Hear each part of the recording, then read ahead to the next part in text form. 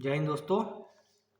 इस festival season के week के निकलने के बाद एक बार फिर से आपके सामने मैं वीडियो लेके आया हूँ। आपका सीटेट का नोटिफिकेशन आपका आ चुका है। ठीक है, सीटेट 2022। ठीक, उसके बाद मैं आपको कुछ जानकारी देना चाहता हूँ कि लोगों में कन्फ्यूज़न होता है कौन सी चीज़ कहाँ से आती है, कितने कितने क्वेश्चन आते हैं। जो फ्रेशर्स होते हैं, जो 10-10, 2-2, 3-3, 4 कई कई बार दे चुके हैं, उनका अभी तक पास नहीं हुआ है उनके लिए ये वीडियो है। और मैं आपको बताऊंगा भी कि आप इस बार कैसे इसको पास कर सकते हो। मैं आपको भी बताऊंगा कौन सा कंटेंट कहाँ से आपको मिलेगा, कौन से क्वेश्चंस पेपर में क्वेश्चंस कहाँ से बनते हैं, किस लेवल के क्वेश्चंस आते हैं, ये सब आपको मैं बताऊंगा। ठीक है ना। सामने आपके सीटेट 2022 के बारे में बता दूं, इसका फॉर्म जो है आपके 31 तारीख से 31 अक्टूबर से भरने स्टार्ट हो जाएंगे। ठीक है, अब ये आप ये मत पूछना कि लास्ट डेट कब है। ठीक है ना। लास्ट डेट के चक्कर में रहोगे तो वही होता है, साइट बिजी हो जाती है, फिर फॉर्म भर नहीं पाता है आपका। फिर सुबह को 3-3, 4-4 बजे उठ के आप फॉर्म भरते हो। ठीक है, फिर आपका जो सेंटर होता है वो इधर उधर जाता है। ठीक, इसमें जो है सबसे अच्छी ये है कि पहले आओ पहले पाओ। पहले आओ पहले पाओ मतलब जितनी जल्दी आप फॉर्म भर दोगे उतनी जल्दी आपको सेंटर आपका आपके नियरेस्ट मिल जाएगा। ठीक है ना। जैसे फॉर्म अवेलेबल हुए आपके, अब ठीक, तो आपने पहले दिन ही भर दिया तो आप जिस सेंटर को भरोगे वही सेंटर आपको वहीं पे मिल जाएगा। अब आपने भरा 31 तारीख को अक्टूबर का, अगले महीने की तारीख को भर दो आप, तो उससे कोई फायदा नहीं है आपका। ठीक है, लास्ट डेट का इंतजार करो, आधे भर देंगे, तो वो दिन कभी नहीं आता है। ठीक है ना। तो कहावत भी है, काल का जैसो आजकल, है ना। तो उसको आप ध्यान में रखो कि पहले जल्दी से जल्दी इस फॉर्म को आप भर दें। ठीक, सीटेट का जो पेपर है आपका 2 लेवल पे होता है, एक प्राइमरी लेवल पे, दूसरा जूनियर लेवल पे। इससे पहले एक बात और बता दूं, लोगों में कन्फ्यूजन रहता है थोड़ा सा। सीटेट का जो पेपर, सीटेट का क्वालिफाई करने के बाद ये ऑल ओवर इंडिया आपका सब जगह चलता है।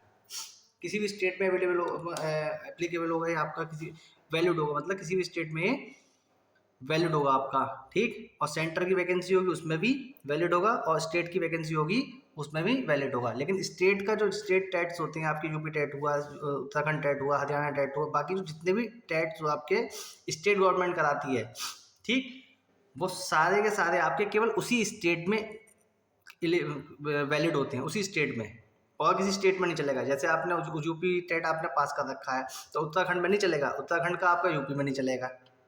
ठीक, तो ये सी टेट जो है आपका वो हर स्टेट में, या फिर आपकी यूनियन टेरिटरी होती है आपकी, ठीक है, उनमें भी, दिल्ली में भी, हर जगह आपका ये क्या वैलिड होगा। ठीक, तो इसका आप जरूर भरें, इसकी तैयारी करें। एक बार में इसको पास फर्स्ट अटेम्प्ट में से, इसका सेकंड अटेम्प्ट थर्ड अटेम्प्ट है, वो जरूर इसको इस बार में क्लियर कर ले। ठीक, तो आप देखिए इसमें 2 लेवल पे आपका पेपर होता है, एक प्राइवेट लेवल और जूनियर लेवल। ठीक, प्राइवेट लेवल पे आपके 5 पोर्शन, इसमें भी आपके 5 ही होती हैं। अब SST के इसमें चौथा आपका सेक्शन, आपको मान लो उसमें टोटल आपके 60 आती है। पहले हम प्राइमरी लेवल की बात करते हैं।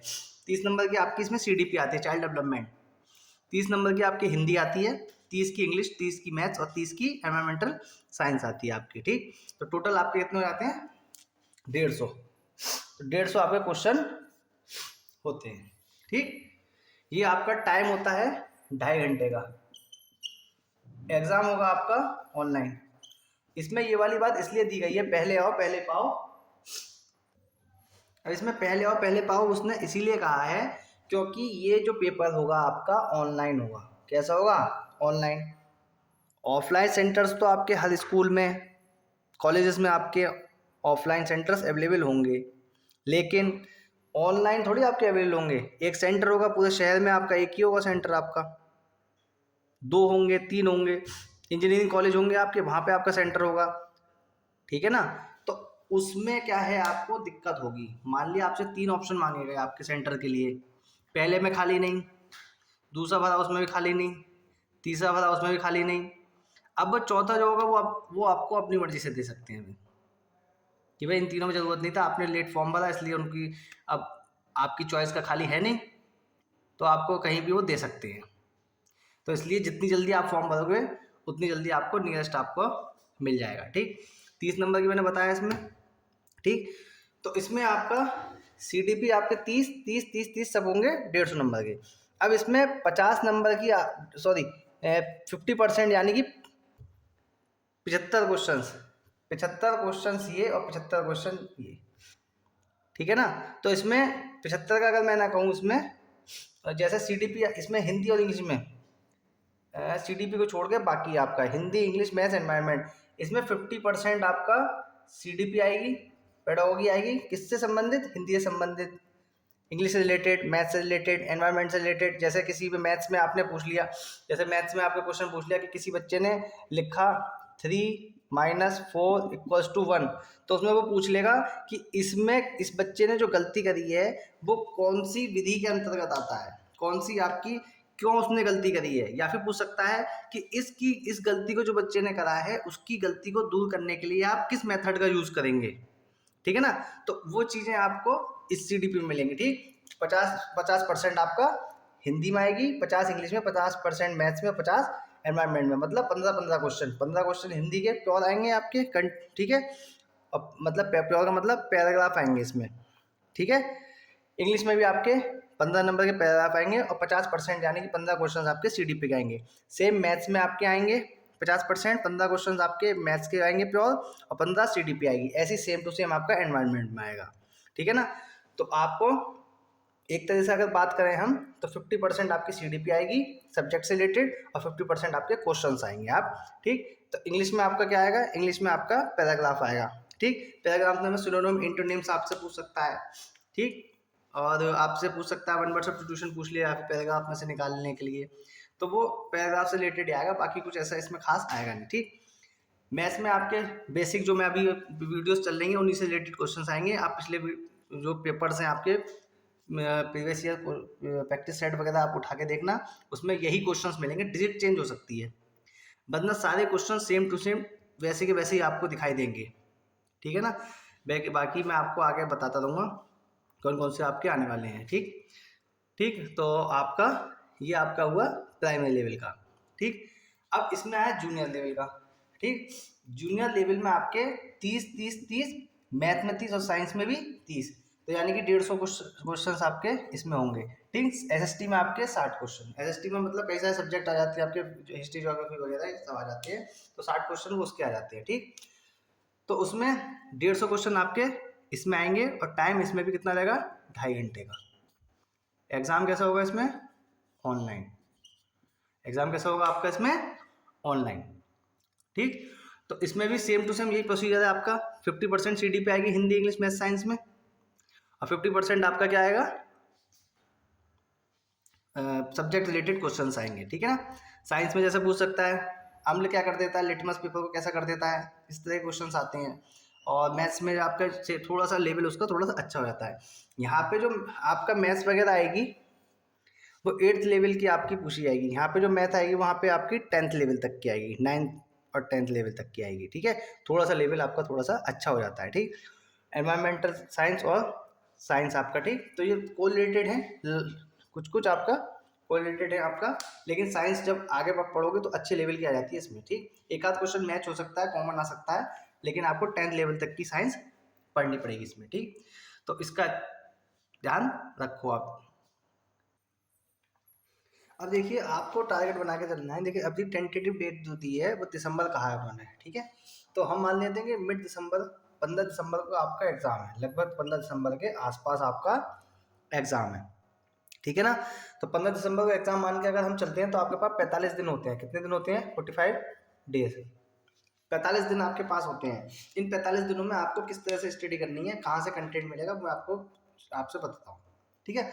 तो सबसे पहले आप देखिए कि 45 दिनों में आपको NCERT पढ़नी है,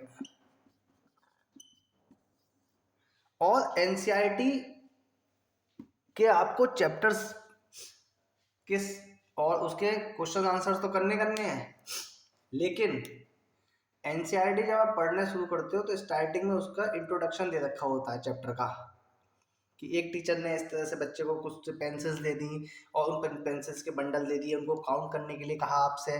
तो वो बोरिंग सी पोर्शन होता है, बोरिंग सा, उसे आप नेग्लेक्ट कर देते हो, सीधे आप उसके कंटेंट पे जाते हो। कंटेंट के पढ़ने के बाद सीधे एग्जाम्पल पे आप चले जाते हो, एग्जाम्पल के बाद फिर आप उसके क्वेश्चंस लगाते हो।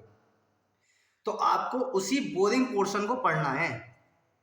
अगर सही मायनों में अगर टेट की अगर आपकी टीचर एलिजिबिलिटी के लिए आपका अगर टेस्ट होता है तो सीटेट ही होता है। अगर आपकी नॉलेज अगर टीचर बनने के लिए चेक होती है तो सीटेट में ही होती है, स्टेट एग्जाम नहीं होती है। जिसका सब्जेक्ट अच्छा होता है वो स्टेट एग्जाम तो आपका स्टेट टाइप जो होती है वो निकाल लेता है। अगर सही मायनों में अगर पूछा जाए तो ये सीटेट जो होता है वही आपकी क्वालिफिकेशन, आपकी एजुकेशन, आपकी टीचर बनने के लिए एलिजिबिलिटी चेक करता है। इसीलिए ये ऑल ओवर इंडिया आपका सेंटर का एग्जाम है, उन्हें पता है किस तरह से टीचर बनाने हैं, हमें उसमें से उनसे क्या पूछना है। तो जो बोर्डिंग पोर्शन दिया होता है, चाहे वो मैथ हो, साइंस हो, अदर सब्जेक्ट्स हो, कुछ भी हो आपका, ठीक है ना। एक पीछे एक चीज छूट गई आपकी, हिंदी इंग्लिश के साथ साथ आप कोई अदर लैंग्वेज भी ले सकते हो, वो आपके ऊपर डिपेंड करता है। हिंदी ज़्यादातर मोस्टली जितने लोग होते हैं वो हिंदी इंग्लिश को चूज करते हैं यूपी में आपका, ठीक है। जो हिंदी राज्य क्षेत्र, हिंदी राज्य हैं, उसमें आप बच्चे जो होते हैं ज़्यादातर हिंदी के साथ साथ इंग्लिश लेते हैं। फर्स्ट लैंग्वेज हिंदी ले लेंगे या सेकंड लैंग्वेज हिंदी ले लेंगे, बाकी उसका अल्टरनेट ले लेते हैं, ठीक। उसके इन दोनों के अलावा इसमें आप चूज़ करना चाहते हैं कोई और भी लैंग्वेज चूज़ कर सकते हैं, ठीक। तो मैं बता रहा था आपका एनसीईआरटी के बारे में। तो आपका एनसीईआरटी किस तरह से पढ़नी है, सबसे पहले वो बोरिंग पोर्शन ही पढ़ना है आपको, कि एक टीचर ने दो तीन बच्चों के ग्रुप बना दिए, उन बच्चों को कुछ बंडल दे दिए और उन बंडल्स में से उन स्टिक्स थी वो निकाली और उनसे काउंटिंग कराई गई, एक बच्चे ने गलत बता दिया। तो इस तरह से वो जो चीज़ें उसमें दी हुई हैं, एक एक शब्द उसको पढ़ना है, रीड करना है, उसे याद नहीं करना है। कोई भी चीज़ आप याद करोगे तो अगर याद करने बैठोगे तो आपको याद नहीं, उसे बार बार रीड करना है। उसे आपको श्लोक या कोई आपको आयत वगैरह होती है, आपको तो याद करने के लिए कोई अगर रटने को कहता है तो आप रटते नहीं, उसे बार बार रीड करते हो, बार बार रीड करते हो। आरती वगैरह होती है, आप उसे बार बार रीड करते हो तो अपने आप याद हो जाती है, सुनते हो वो अपने आप याद हो जाती है। तो रटना नहीं है, याद करने की कोशिश नहीं करना है, केवल उसको न्यूज़पेपर की तरह बार बार रीड करना है, रीड करना है, खूब रीड करना है, जितनी ज़्यादा आप रीड कर लोगे, ठीक है ना। अभी आपके 45 डेज है, तो 45 डेज में आपका 30 और 15 दिन का आपको निकालना है। मतलब 30 नवंबर तक आपको सिलेबस कंप्लीट करना है। आपको अपना सिलेबस कंप्लीट करना है, ठीक है। साथ ही साथ जो बचेंगे 15 दिन, इन 15 दिन में आपको प्रैक्टिस सेट करनी है। ये प्रैक्टिस सेट करने हैं आपको, ये प्रैक्टिस सेट ही आपका डिसाइड कर देंगे कि आपका टेट क्लियर होगा या नहीं होगा। जो बता रहा हूँ उतना कर लेना, आपका टेट फर्स्ट अटेम्प्ट में निकल जाएगा। एक वीडियो में खुद की अप्रोच, जो मेरी खुद की अप्रोच है, मैंने टेट कैसे पास किया मैं आपको बताऊंगा। जितनी बार भी मैंने टेट दिया वो मैंने फर्स्ट अटेम्प्ट में दिया, वो पास हो गया मेरा। लास्ट वाला जो भी मैंने दिया था वो मेरा क्लियर था। 5-6 टेट मैंने दिए, वो कैसे मेरे क्लियर हो, हर बार मैंने कैसे क्लियर करे, सारी अप्रोच मैं आपको एक अलग से नेक्स्ट वीडियो बताऊंगा, उसमें बताऊंगा मैं आपको मेरी अप्रोच क्या थी। आपको पसंद आए तो आप उसे फॉलो करना, ठीक है। अभी मैं जो इतना ध्यान रखना, और जिस तरह से बता रहा हूँ 30 नवंबर तक आपको सिलेबस कंप्लीट करना है। ज़्यादा सिलेबस नहीं है सीटेट में, आपका बहुत कम सिलेबस है, ठीक। बस सीडी पे अपना संभाल लेना, बाकी आपका सब कुछ ईजिली हो जाएगा, ठीक। और प्रैक्टिस सेट लगाने हैं 15 दिन आपको, ठीक। ठीक, आगे निकल के फिर इसके आगे हम जाते हैं उसके लिए सब्जेक्ट के ऊपर।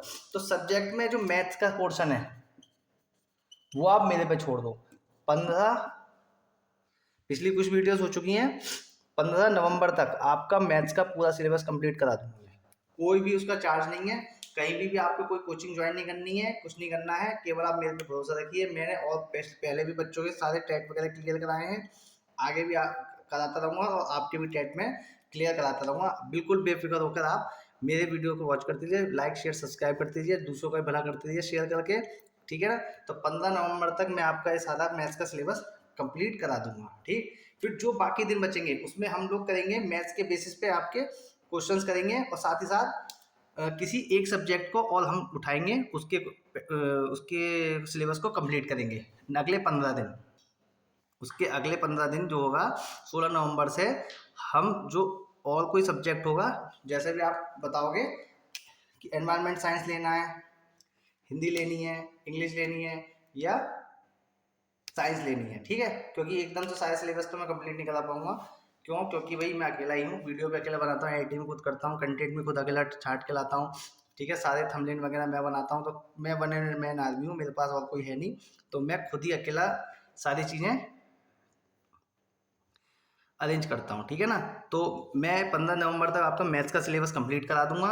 अगला जो सब्जेक्ट रहेगा वो आपके ऊपर डिपेंड करता है आप कौन सा चाहते हैं।